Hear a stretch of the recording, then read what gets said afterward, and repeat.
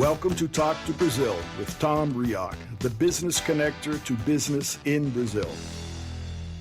Welcome to Talk to Brazil, the Business Connection, a podcast about business in Brazil and the world. I'm Tom Rioch, an American living in Brazil for many years and known as the King of Networking, connecting people and talking from my podcast studio in Campinas, São Paulo, Brazil. Today's guest is Irene Kilubi, and she's joining us today from Munich, Germany. Irene is a community builder, corporate influencer, connecting Gen Z, Gen Y, and Gen X. She is founder of brandPreneurs and brandFluencers, which is all about branding and communication. Irene and I met on LinkedIn, where she was awarded Top 12 Stories on LinkedIn 2020, and also Top 40 Content Creators on LinkedIn. And one of her featured articles caught my attention. 3 revolutionary lessons on personal branding from Nelson Mandela. So with that, hello, Irene, and welcome to Talk to Brazil. Hello, Tom. Nice for having me. It's great because, as I mentioned, I looked through, when we first met on LinkedIn, I looked through your extensive profile. And the more I looked, the deeper I got and the more I saw about you. And first of all, congratulate on everything you do and have done. And obviously the way you show yourself on LinkedIn, because I'm also a believer of LinkedIn as a platform, a professional platform. And the more you use it, I think the more success people have. So congratulations on that. So just briefly, we've talked offline a little bit. Tell us about your journey, your life's journey, as you mentioned to me, from the Congo to Germany. Exactly. When I was 4 years old, I came with my parents to Germany. And, well, I did everything here, my education. I went to school and later did also my studies. And being a refugee that time ago has been pretty tough for me, in particular at school. But, well, I somehow managed to do well. There was one particular situation where I decided as a child for myself that whatever I want to do in life, I will do so without anyone interfering or anyone saying I'm not supposed to do it because I'm Black, I'm a woman, or I'm too young or too old, and so on.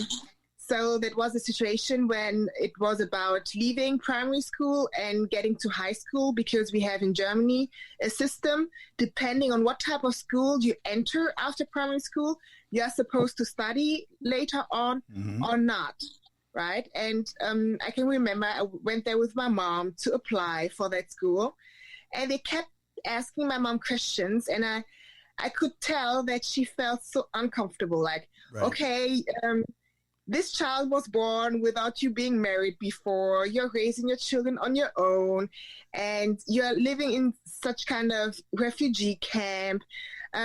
We're not sure if it's a good thing for her to come to our school, because most of the children have parents who work for the ministry and so on. Right. Because I grew up in Bonn, which is the former capital of Germany, before Berlin was. So there I noticed that somehow I didn't fit into the system, right? Right. That I didn't portray, the person or that they wanted to see, in fact. But I said, like, I don't care. You make another system, right? Exactly. The system needs to be corrected, and right. I will do a social proof. So that was the spark that led you to become an influencer? At that early age? Not necessarily. No, not necessarily, because it wasn't a decision I made to be a social influencer or something like that. Pretty much I wanted to satisfy the system. So I started working for large corporate companies like BMW, for Siemens, for Deloitte, because I thought that was the ultimate dream, like to have a proper employment at a large corporate. So that's what I did, in fact, like after my studies for 8 up to 9 years, right? And you actually chose some of the world-known brands, so that's an education in itself. Definitely, yes. I went through a tough and very yes, let's say, inspiring, motivational environment. And very competitive too. Definitely. Yeah. What was the secret of this? What made the change? You've gone from corporate, now you're a social influencer, you're writing a lot, you've taken this article that I mentioned is basically about personal branding. What are your suggestions of personal branding across the many generations? As we mentioned, you talked to Gen Z, Gen Y, Gen X, but today the genders are from, the generations are from A to Z. And we have the young, the old, we have everybody. And the world today is more global and it's more digital. So yes, definitely. What tips can you give all of us? All of us, like, first of all, if you have a certain expertise, you have a passion for something, it's good to have it. But if people don't see it or know it, it's pretty much for vain, right? Because I think that every one of us is unique, has his competencies, his particular skills. So if you want to change something, right, because people tend to complain without trying to change something. But if you really want to change something, you have to put yourself out there and make yourself visible so that people know what you have to offer, what you have to bring on the table. And that can be different throughout the world, right? Or could it be the same even? It can even be the same, right? Because some of the things where you mentioned of being a woman, of being a child in a refugee situation, that still exists today. So we're talking about Brazil, we're talking about Europe, we're talking about many places in the world. Exactly what you went through many years ago still exists today in different forms, but there are children who are young in refugee camps and may not have an opportunity. Yes, I think that I don't want to make a comparison, in fact, right? But I feel like today there are much more opportunities than I had, like, I don't know, 30 years ago, right? And if I can make it, they can even make it more. They have the internet, they have social media, right? Things I didn't have in the past, right? You can reach out to people that you would eventually not get to know your whole life, but social media makes it happen. And that's in fact what happened to me as well when I decided, okay, I want to leave the corporate world and truly do what I want to do, because that was in fact the turning point where I decided to be active on social media, because I said, like, okay, either you continue doing what you do, like stay employed at corporate companies, or you try to pursue what your passion is. Right. And here's also one recommendation to everyone out there, because the mistake I've observed that many people do out there, either they pursue a job where they're very good at, right, what I did in my corporate world, or they pursue a job where they have a passion for it, right? But they don't earn any money, right? So I feel like you have to find a job when both comes together, then you can excel. Then you're not mediocre, because that's the ultimate goal everyone should have, to find something where he's very good at and at the same time have a passion for, and then you'll be perfectly fine. Well, that seems to be a rule even here in Brazil, and specifically for women at this time. Right now, we're in the middle of the pandemic. Most people who were working in a company are back home. Everybody's at home, either with their children, whatever. The whole world seems to be going upside down. And and for women specifically, it seems to be more of a challenge, because if a woman was or had a job, as you mentioned, or started her own company, obviously being back home, trying to do that job from home, maybe with children around, maybe with a husband or a partner, and maybe everybody in the same room sharing the same laptop, and fighting over Wi-Fi connections. It seems to be here anyway that women have to take the back seat again. What are your suggestions to women? How do you get in the driver's seat in all of this that I just said? How do you take over and take your life forward? Because I think what you just said, passion is part of success. And if you can take your passion, and many women have great ideas, it's just that fear of going forward, or fear of of trying to show themselves off, let's say that, in a corporate image or in a business sense, that sometimes they're afraid to do that. How do you get by that? Yes, in fact, I would just recommend, like, you have to overcome those fears, and in particular, those limiting beliefs that each of us had. Like, try yourself to figure out, why do I have these limiting beliefs, and try to work on it, right? Because I say also, like, doing personal branding, it's not just about showing yourself off. It's also about finding your true personality, what you really want to do, in fact, right? And if you're absolute, I think that's the down point, because most of the time they are not clear about what they want to do, because then they think, oh, what will my husband say? And what about the children? What about this? What about this? Stop and put all those things aside. First of all, place yourself first and think, like, what do I want to do? If you're really clear about that, yeah. If you don't already have, set up a profile on social media. Like, where are your peers? Where is your potential target customer? Your target customer could also be an employer if you want to be employed in the future again, you know? And then try to join, for example, at the beginning, some LinkedIn groups with the same expertise as you do, right? So to gain some greater perspective, to exchange with people, and then eventually even start creating content on your own, right? Telling people out there what you're doing, in fact, and what your interests are. And that's the way I started as well. And I was scared like hell, I can tell you, right? Yes, because, and I was thinking, like, oh my God, what will my colleagues say? Like, what is she doing on social media or something? It wasn't the case at all.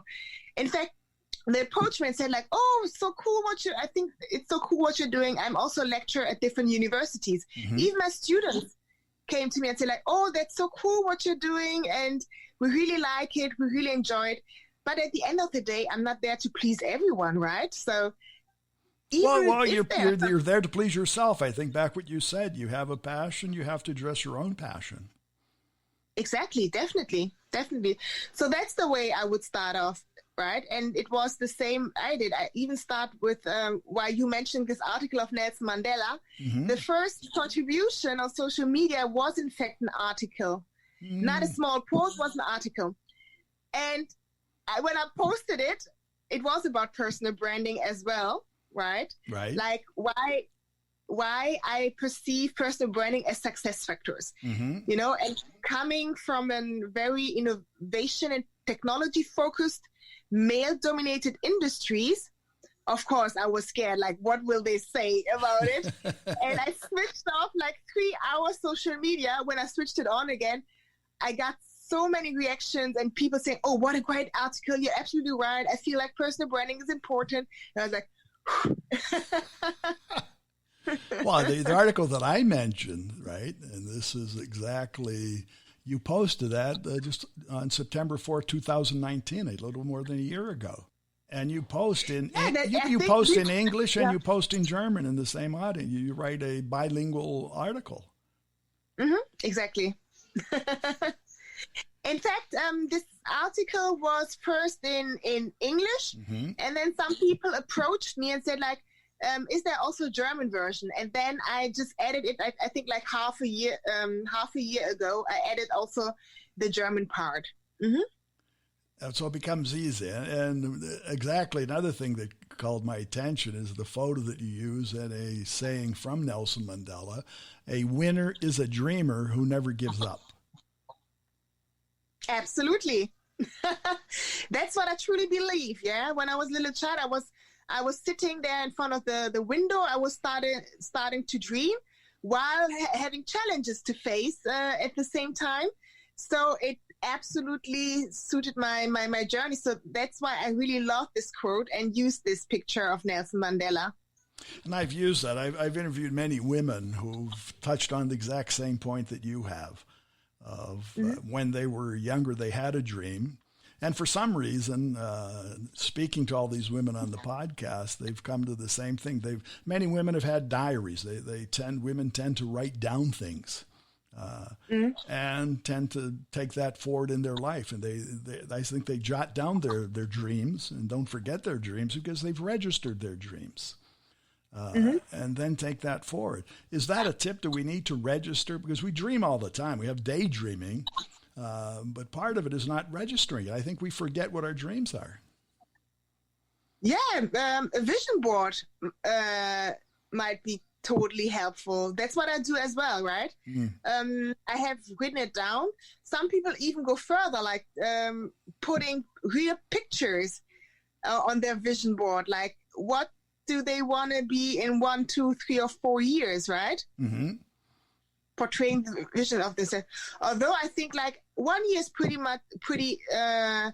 much enough, because we shouldn't also try to plan so much in advance, because otherwise we won't let certain circumstances or good things happening enter our lives, right? If we plan too much in advance.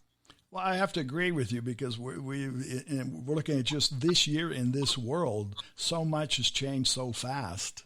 Yes. And every day, every 15 minutes, it seems like every 5 seconds, something changes. And that could be frustrating for people who like to have everything planned out. So I think flexibility comes with that, right? Absolutely. But back to the Nelson Mandela article, the article that you wrote referring to him, you say, be self-aware and take the lead. So I think that's also important. Your leadership, it takes many forms. It could be vocal, it could be silent, but you have to be there. And you also be credible and be patient. So does that, how can you be patient in a world that changes every 5 minutes? It means to be patient in terms of results, right?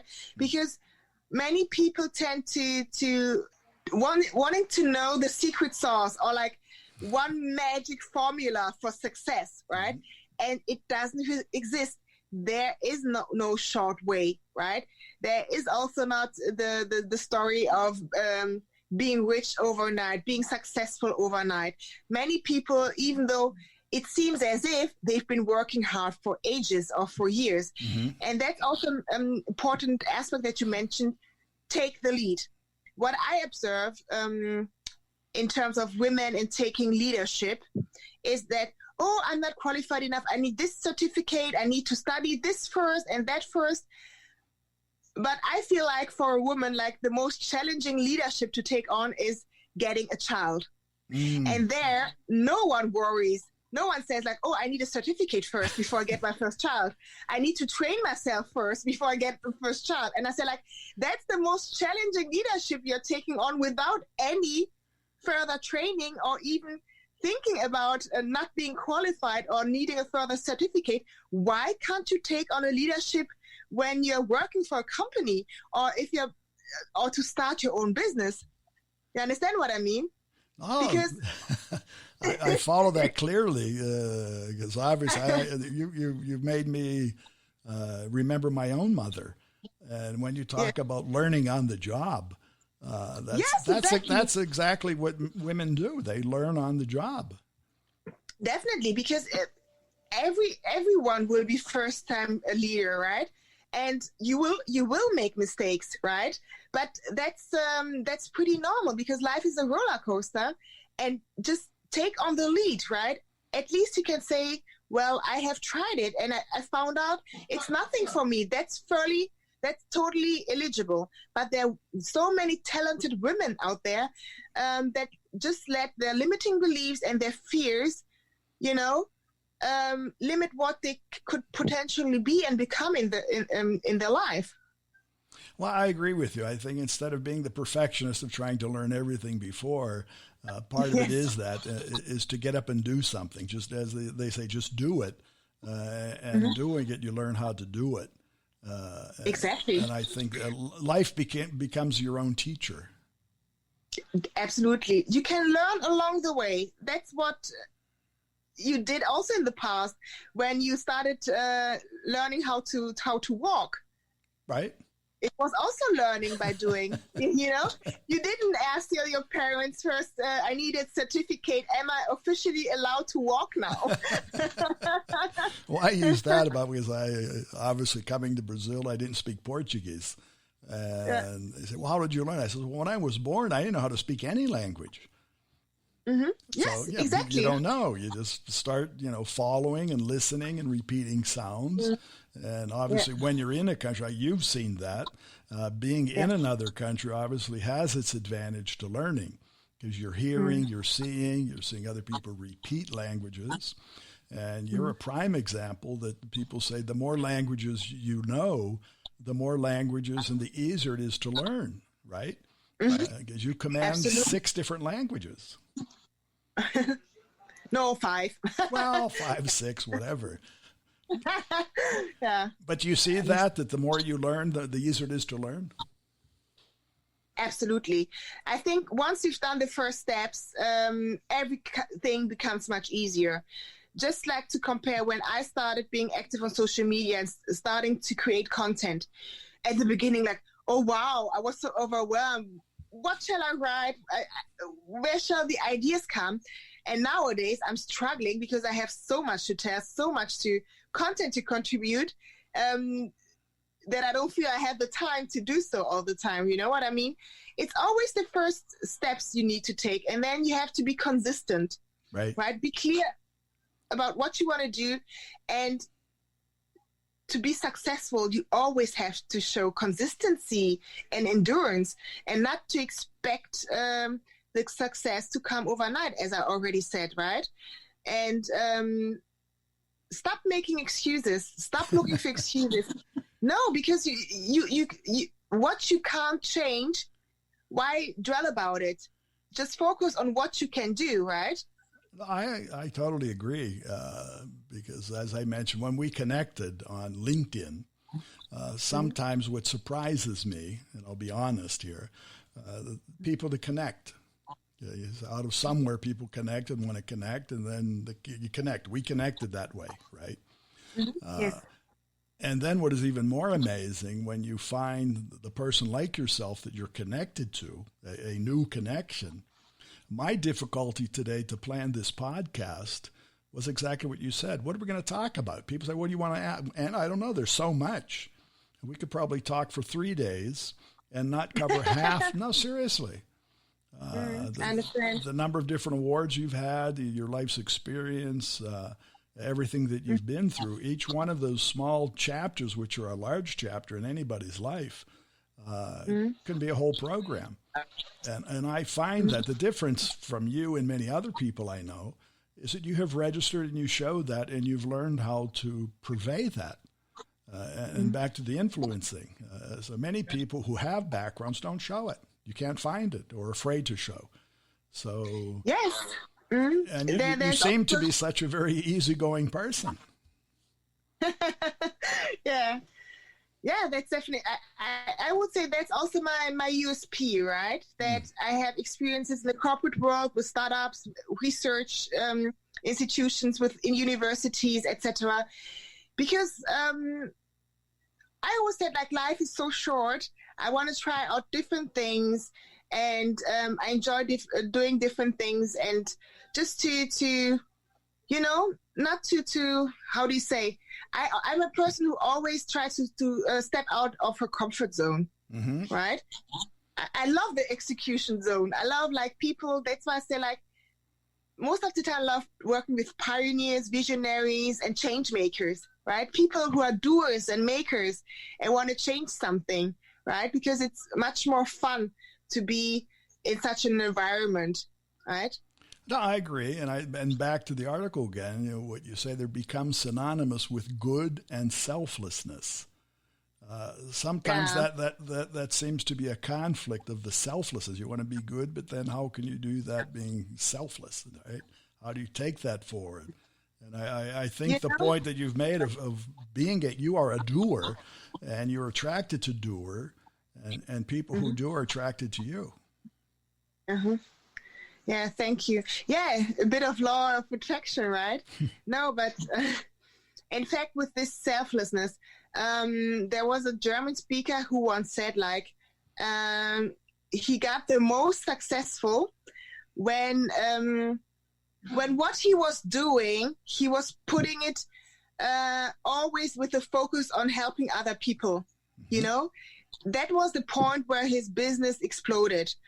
Or one of my former bosses, he said, like, Irene, you know, when I really started getting successful, I said, no, but you're going to tell me, I suppose. And he said, like, when I didn't care whether I'm successful or not. You understand what I mean? Yeah, I do. I think that gets back to your point that you mentioned about passion. Mm-hmm. I think a person like that actually gets the reward from rewarding the passion. Yeah. And that's what I say. I've never heard from someone who followed his dreams or his passion that he suffered poverty or something like that just because he was following his dreams and his passion. Never heard of it. Did you? No, and I want to go back to your article where you mentioned that Nelson Mandela lost 27 years of his life to stand his ground and to prove a point against systemic segregation. So two sides, some things you shouldn't change. And if you have a belief, you do have to stand your ground, and it may take 27 years to defend a passion. But I think that's what you mentioned before. We're all unique. We just have to find that little nugget of uniqueness that satisfies ourselves. So, and that becomes a new comfort zone, I think. Mm-hmm. And you. Yes, definitely. Yeah. Now, again, we're coming to the end of our time, but I want to thank you because, as I mentioned, and to our listeners, you have a very extensive content created within the LinkedIn with a number, and to getting to the point where you are the top 12 stories on LinkedIn in 2020 is, you know, there's hundreds of millions of users on LinkedIn. So to be in the top 12 stories, that in itself is an award. And when you're talking about content generation, one of the top 20 content creators, was that an objective or did that just happen? That was never my objective, right? Although I'm a person who always thinks big, right? But I think like in terms like of having a social impact, in particular with what I'm doing with connecting different generations. But it was never my dream like to be a top content creator or something like that. But it was always like my dream to give out value to people out there, to my audience right there. And the best thing they can do for me is like to say like, it really helped me, or thank you, Ren, for sharing this, or you changed my perspective, you changed my point of view. You know, that's my reward, in fact, right? So, and you adjust your content to each one of the different generations. You say you reach out to Gen Z, Y, and X. How do you update yourself on the different generations? Oh, well, through my network, for example, one in my network, he has an institute for research on different generations, of course. And then there are many, many studies out there from universities, also from consultancy companies being released on a regular basis and on a newsletter, German newsletter platform where I get the news reports and research studies. And then, of course, also on Twitter, when you follow certain hashtags, you can see the top trending topics as well. Yes, of course, on this area. So I always keep myself up to date also most of the time through my network. And that's also exciting. Unfortunately, it's in German. Next week, we're starting an online debate with 16 different experts in the German-speaking area on connecting generations, or there are some people who are Gen Z experts and so on, or baby boomer experts, right?